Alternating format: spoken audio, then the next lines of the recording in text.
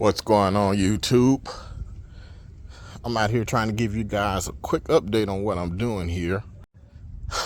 For everyone who's new to the channel and trying to figure out what's going on here, I'm all over the place, but I'm also in the yard the most. And the thing that I have going on with this yard is that I am in Texas and I'm growing a cool season lawn. And as you know, Texas is everything except for cool, and on occasions we can get cold. So the deal is, I bought this shack over here and I wanted to bring it up to to its heyday, and having a nice lawn is part of that situation. But we have all of these trees here. I have about, I don't know, 15 trees. All these oak trees that I have over here is prohibiting me in a lot of aspects from having certain types of grass. I might can thin all these trees out and maybe get away with some zoysia or some St. Augustine.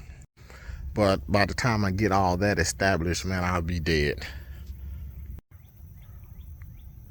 So the property goes from that driveway all the way down to that pole right there.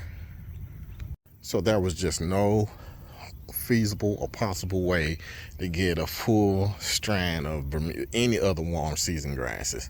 The only thing I can do is seed. And with all this shade here, my options are limited, and turf type tall fescue is something that I came about.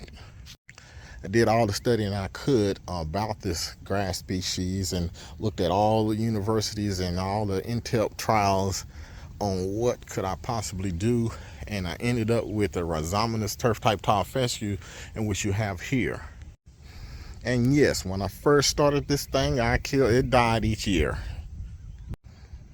until I figured out exactly what I need to do to get this thing to survive and to thrive.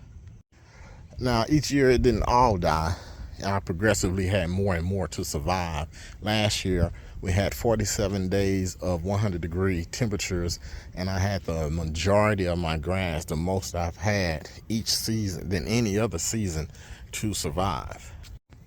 So I'm getting better at that, and that percentage that died was probably a lack of effort on my behalf for not keeping up with fungicide treatment. Most was the fungicide treatment, and the second is water.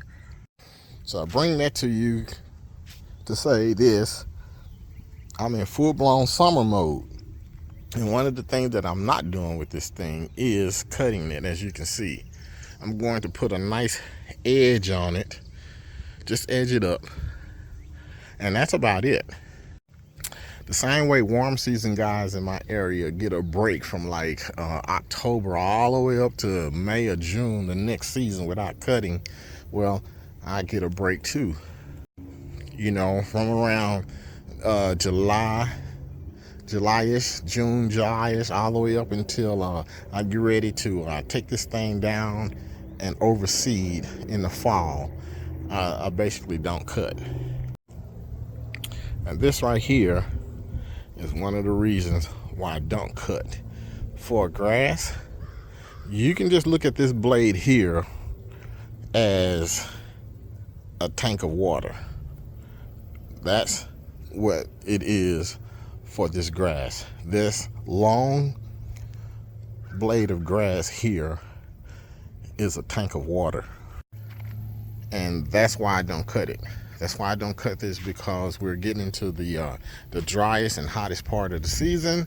And in addition to the other practices that I'm doing with the water and the hydrotain, the organic humic, the kelp, the carbon that I'm throwing down here, is all in an effort to make this plant resilient during the hottest time of the year. So the only thing I'm really putting down here is organics and a tad, and I mean just a tad of nitrogen. And I only need that nitrogen, that tad of nitrogen, is just so everything will work. So yes, I got my surfactant out, I got kelp out, I got humic out, I have hydrotain out, I have some carbon, like Carbon Pro G, or either biochar that's already inside a stress blend fertilizer from Yardistry. That biochar is what I was looking for in addition to that potassium. And since it's all in one bag, I went ahead and went with that product.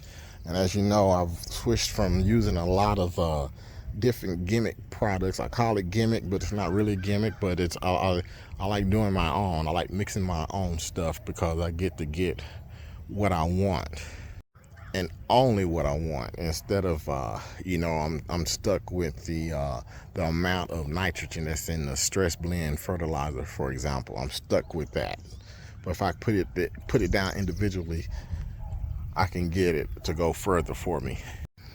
So the nitrogen that I use outside of the stress blend, I'm still throwing it down. I'm only getting it with a product that contains iron and nitrogen together. Usually the nitrogen content is really low, like 6% or something. That's all I need. I just need just enough. And just so happen the iron gives it color. So that's a product that I always buy together. I use Feature as one of the ones that I've been using, throwing Feature out just to get enough nitrogen in there to drive everything. And then the byproduct would be the iron that's in there. And you got to keep the humic and the KEP to help the cation exchange and make this stuff available. Along with the hydrochain. The hydrochain is keeping the moisture there. The chelated iron is being attached to the water molecules. So this stuff is all available for this grass during the hottest season. So I'm not pushing it at all. I'm not pushing it, and I'm not growing it by virtue of nitrogen. So it's been very hot here. It's been very hot in the upper 90s. We were like 97 yesterday, I believe. We're going to be hitting the hundreds. It's been hot for a moment here. Grass is still here. In past years, you can go through my videos and see each month that I posted in past years. I could be struggling a lot right now. So thank you guys for watching the video. Thank you guys for keeping in touch. I hope I am inspiring you. I pretty much, hopefully this year I will have it just down for the entire season.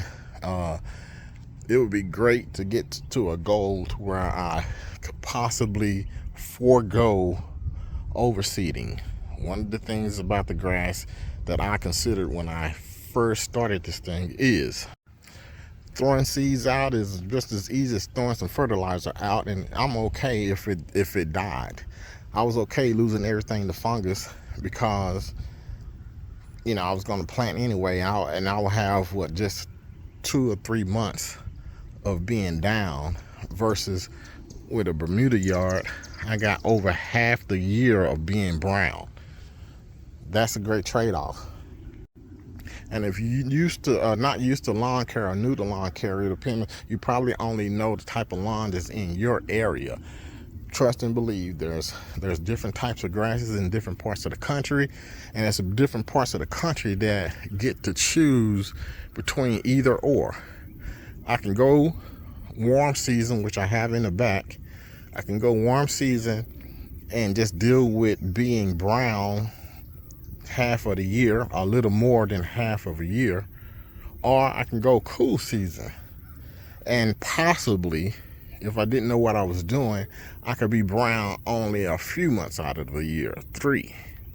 And for you guys who are just started at and wanted to use that philosophy, it's really hard going through the worst part of the year while all the Bermuda grass is thriving, or the St. Augustine is thriving, and you're down. I know you're killing them the other parts of the season, but you're gonna really hate when everybody is nice and green and you are brown, because you lost the grass to no fungicide treatments. But I've pretty much eradicated the fungus situation. I just have to have a lot of it on tap. I got different types, different brand, different modes of action that I use, and I just stay on top of it.